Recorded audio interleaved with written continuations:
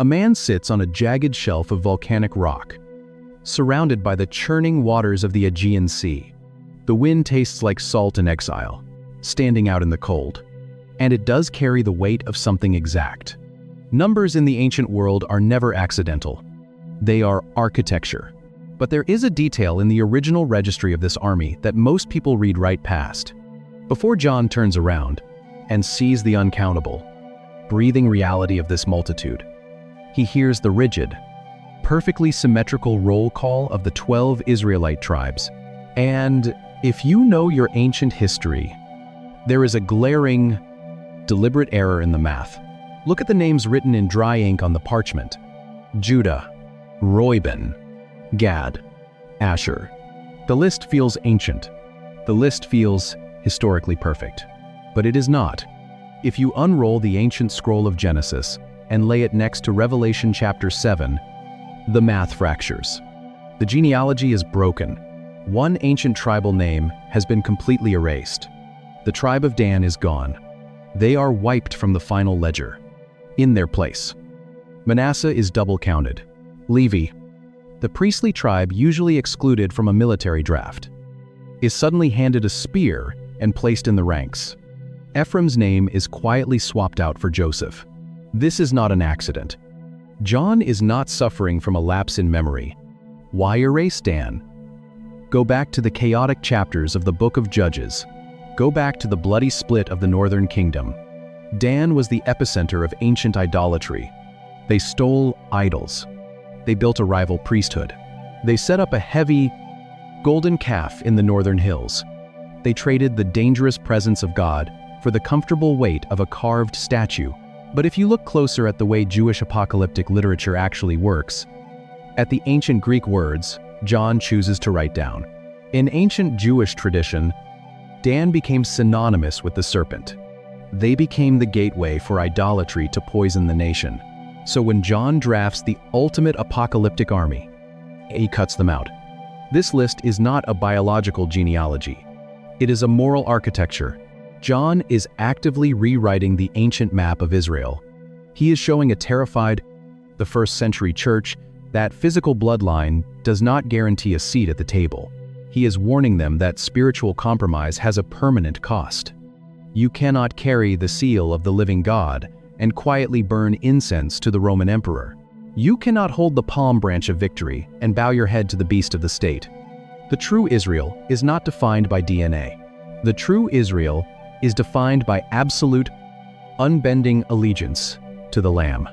The 144,000 are the ones who refuse to bend the knee. The roll call is finished. The ranks are closed. The warning has been issued.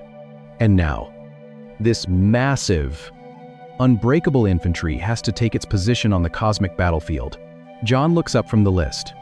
The dark water of the Aegean Sea fades away. A new mountain comes into view. The volcanic ash of Patmos dissolves into a completely different landscape. John stares up at the jagged, imposing heights of Mount Zion. The air is no longer thick with the suffocating dread of the Roman Empire. The wind from the Aegean Sea has been replaced by a sound, and at the startling detail he embeds right after the number is announced, you start to see something the strict quota reading completely ignores. That shakes the ground, a sound like the roar of rushing waters and loud peals of thunder. He sees the Lamb standing on the solid rock of the mountain, and standing right beside the Lamb, shoulder to shoulder, in absolute defiance of the beast, are the 144,000. The heavy signet seal is gleaming on their foreheads. They are not hiding in the limestone caves anymore. They are not cowering in the shadows, while the empire demands their blood. They have taken the high ground, and they are singing a new song that vibrates with the heavy, magnificent weight of their survival. But John adds a highly specific detail to this apocalyptic infantry that has confused modern readers for centuries. He describes this massive army as those who have not defiled themselves with women. He calls them virgins, keeping themselves pure to follow the Lamb, wherever he goes. If you read that detail with a modern, literal lens, it sounds like an exclusive cosmic reward reserved entirely for unmarried, celibate men. But apocalyptic literature does not operate on modern literalism. John is pulling a very specific image out of the ancient Jewish scriptures to make a theological point about allegiance. Go back to the book of Deuteronomy. When the ancient nation of Israel prepared for a holy war, the soldiers were required to maintain strict ritual purity. They were commanded to abstain from normal domestic life, stepping away from their wives and their homes to dedicate the 144. 000 is not a limit on who gets saved. It is the mobilization of an army. To feel the shock of what John is doing, bodies entirely to the impending battle. The purity was not a rejection of marriage. It was a physical symbol of absolute, undivided focus on the campaign. This is not a biological requirement for physical celibacy. It is the vocabulary of an ancient holy war. John is telling the persecuted believers in Rome and Ephesus that they are currently engaged in a massive spiritual conflict to survive the seductive, idolatrous culture of the empire, a culture portrayed in Revelation as a prostitute offering the intoxicating wine of compromise. They have to remain spiritually pure. They cannot sleep in the bed of the empire and expect to stand on the mountain of the Lamb. The beast demands a transaction. The Lamb demands a total allegiance. The 144. 000 are the ones who refuse to drink the wine of Babylon, holding their ground on the mountain while the rest of the world bows down to the image of the state. It is a staggering, breathtaking image of victory for a battered church, but as magnificent as this cosmic stand is. Human nature has spent the last 2 millennia finding a way to completely ruin it. We hate the uncountable multitude. We prefer the math. Look at the last 2,000 years of church history. Look at the sects that have splintered off. Look at the religious compounds built in the desert. We love a closed door.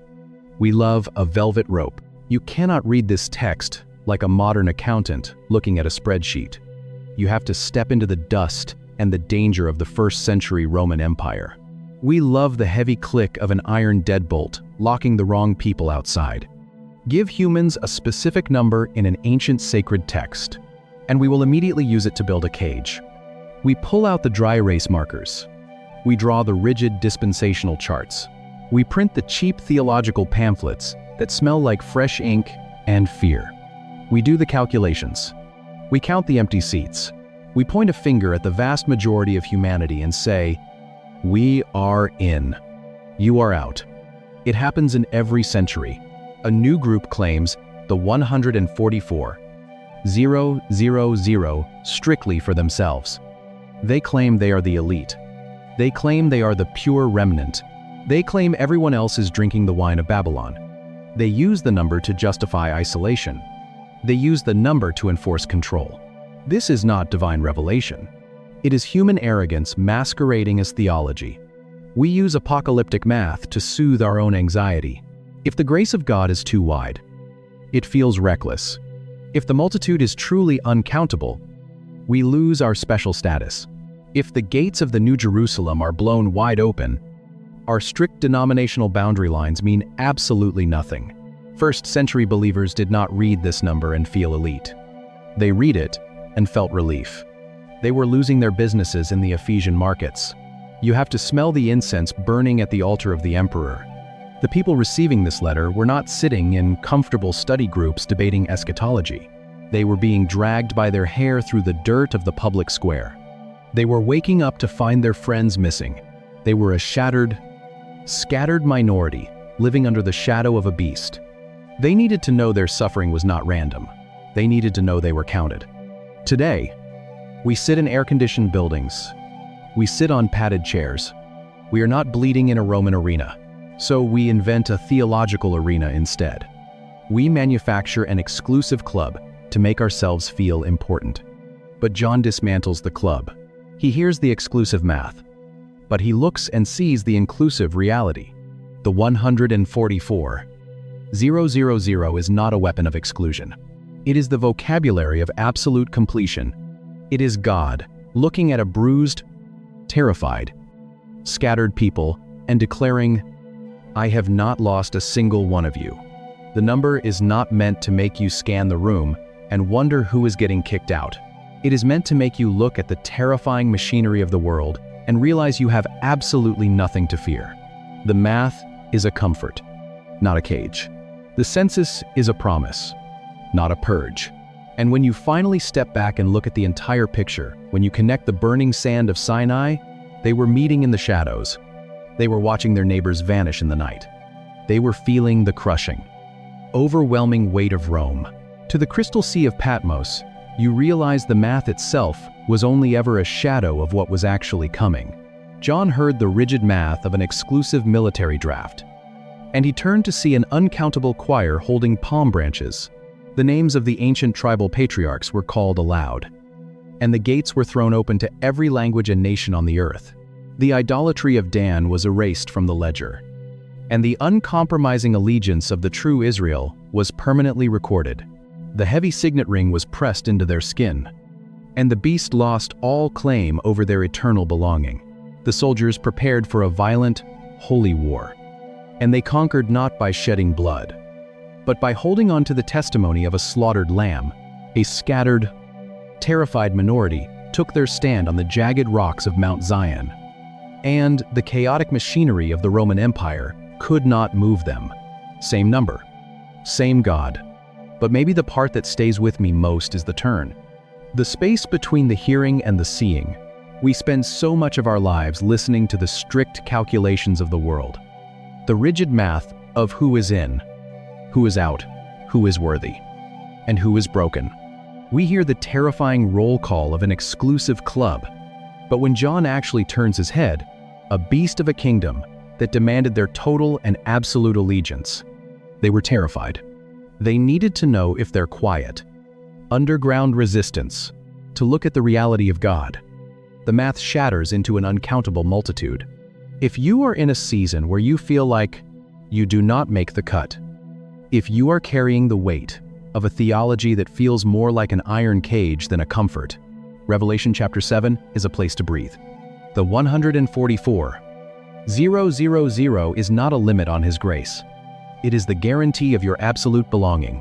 If this shifted something for you, subscribe. Leave a comment. Even one word helps. Share this with someone who has been hurt by the math of exclusion. Pray for us as we keep digging into these texts. And may the God who refuses to lose a single name in the ledger seal your mind with His peace and give you the courage to stand on the mountain when the world tells you to bow to the beast. Was going to survive the overwhelming machinery of the empire. But before John shows them the end of the story, he gives them an inventory. We have a strange habit of reading ancient apocalyptic literature like a modern tax document. We see a number on the page. He is an old man. He has outlived his closest friends. He has outlived the world he once knew. And now, imprisoned on the island of Patmos. And we immediately reach for a calculator. We want to divide, multiply, and draw rigid boundary lines around who is in and who is out. We read the book of Revelation like a secret code book meant to be deciphered on a whiteboard with a dry erase marker. But apocalyptic literature does not work like a spreadsheet. It works like a stained glass window shattering in the afternoon sun. It is designed to overwhelm the senses. It communicates deep theological reality through jarring, impossible, and highly stylized imagery. When first-century Jewish believers unrolled a parchment scroll and encountered numbers in this genre, they did not process them as literal census statistics. They processed them as symbols. They read numbers as theological grammar. 3 is the number of the divine. 4 is the number of the created earth, the 4 winds, the 4 corners. 7 is perfection. And 12 is the number of God's government. 12 tribes of Israel in the ancient desert. 12 apostles walking the dusty roads of Galilee. 12 is the foundation of God's people. If you take 12 and multiply it by 12, you get 144. And if you multiply that by 1,000, the ancient military unit of a vast, overwhelming force, you arrive at a number that would make a first-century reader catch their breath. He is holding a reed pen against a sheet of rough parchment, He is trying to capture the unimaginable, the 144. 000 is not a seating capacity. It is the architecture of an unstoppable promise. Think of the stone architecture of a Roman amphitheater. It is built with rigid mathematical precision to seat exactly 50,000 spectators. Every person has a designated stone bench. That is Roman math. It operates on strict limits. It functions by keeping the wrong people out of the heavy iron gates. But John is employing Jewish apocalyptic math. It is meant to evoke the exact opposite feeling. It is meant to reassure a terrified, battered minority that despite the persecution, despite the shadows, despite the blood soaking the sand of the arena, the family of God is perfectly intact. Not a single person has been lost in the cosmic ledger. The number means absolute completion. It means everyone who belongs to the Lamb will be there. But John is doing more than just offering comfort to the grieving. He is preparing them for a conflict. And to understand what kind of conflict, you have to look closely at the specific registry. He begins to read aloud in chapter 7. 4 angels stand at the 4 corners of the earth. They grip the invisible reins of the 4 winds. The Aegean Sea goes dead calm. The olive trees stop shaking. The air grows incredibly heavy, thick with static. Like the suffocating pause right before a desert flash flood. He sees a scroll sealed with 7 seals. He sees horses, the color of fire and ash. He sees the sky rolling up like a scroll. Another angel ascends from the rising of the sun. He shouts. His voice cracks like thunder across the unnatural silence. Do not harm the earth, or the sea, or the trees, until we have sealed the servants of our God on their foreheads. And then John hears the number. He hears the roll call.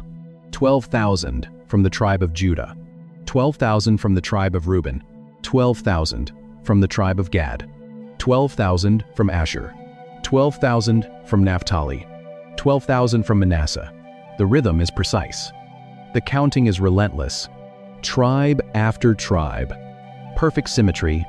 A massive, squared-off formation. To a first-century Jewish ear, this is not a random registry. It is a mobilization. It echoes the opening chapters of the book of Numbers. Moses, standing in the blinding Sinai dust, calling up men 20 years old and upward, men able to hold a spear, men able to go to war. John is hearing the exact same thing. He is hearing the formation of an army. They are being counted. They are being organized. They are preparing for a cosmic collision with the beast of Rome.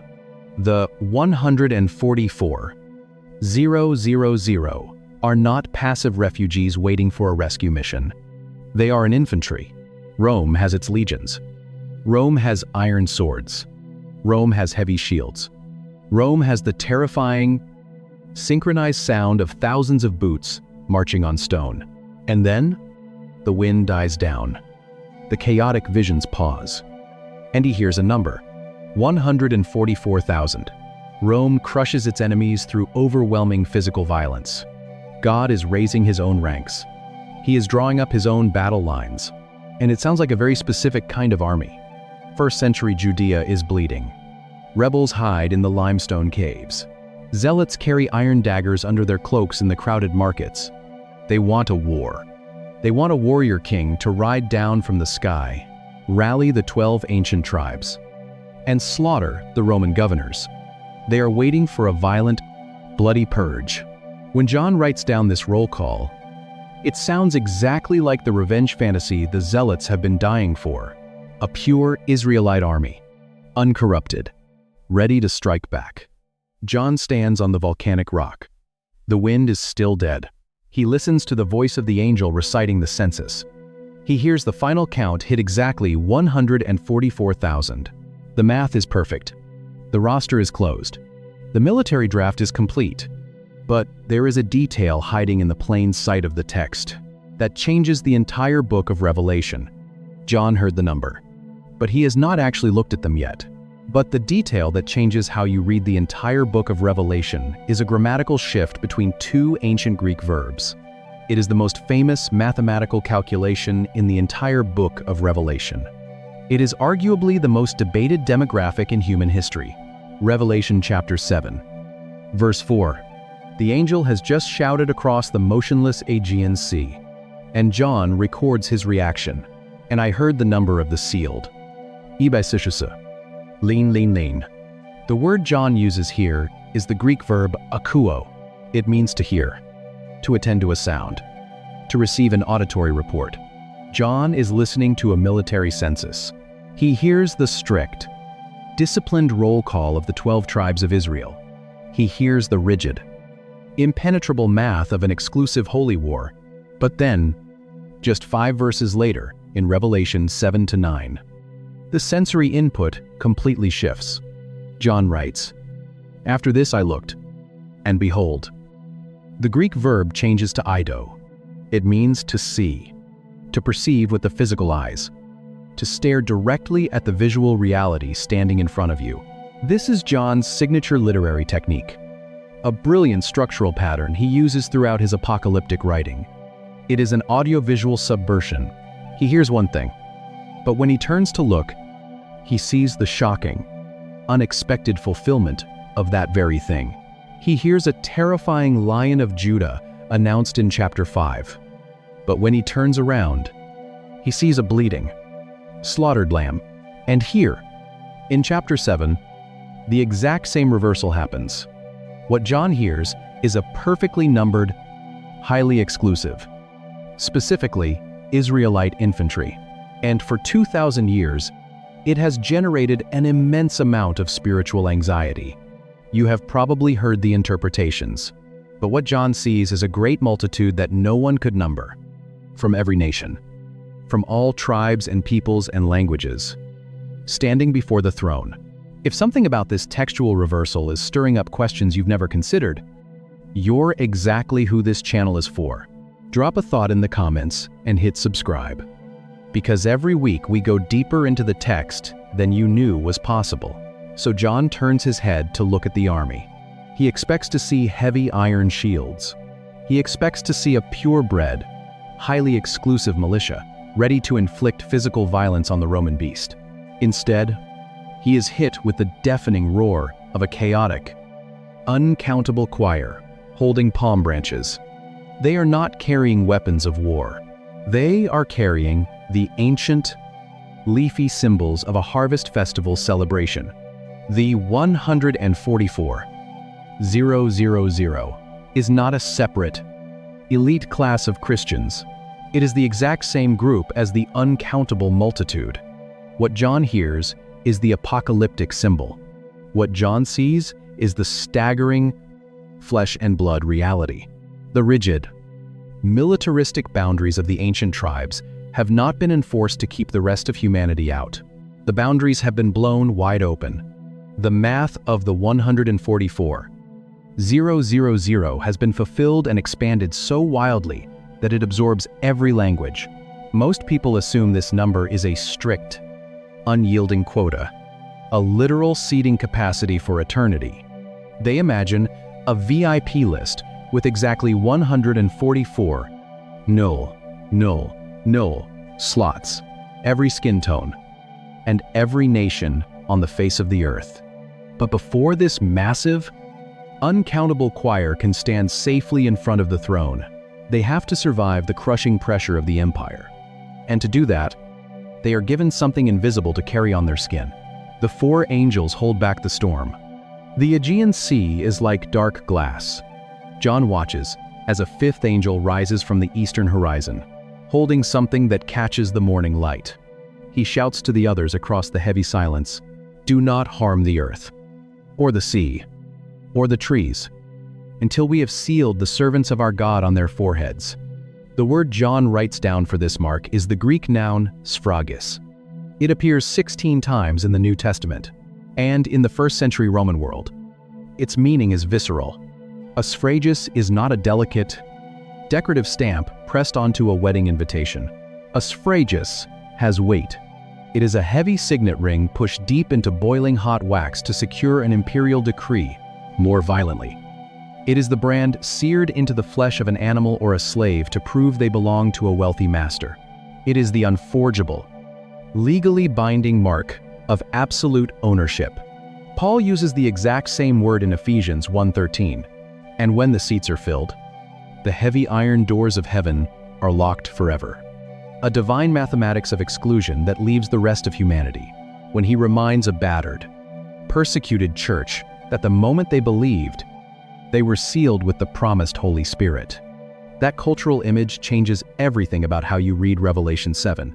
When this massive, uncountable army receives the suffrages on their foreheads, they are not being handed a magic force field to repel physical pain. History tells us exactly what happened to the early church. The 144,000, the uncountable multitude still bled. They still went to the lions. They still felt the cold iron of Roman chains. They still died in the crushing darkness of the Colosseum with sand in their lungs. The seal is not a promise of physical safety. It is the guarantee of cosmic belonging. It is a declaration made in the spiritual realm that echoes into the physical one. Rome can touch their bodies, but Rome cannot touch their allegiance. Rome can break their bones, but Rome cannot erase the name permanently engraved on their skin. Rome can throw them into the arena, but the arena is just the doorway to the throne room. The suffrages means the beast can roar, but the beast does not own the flock. The multitude is secure. The army is sealed,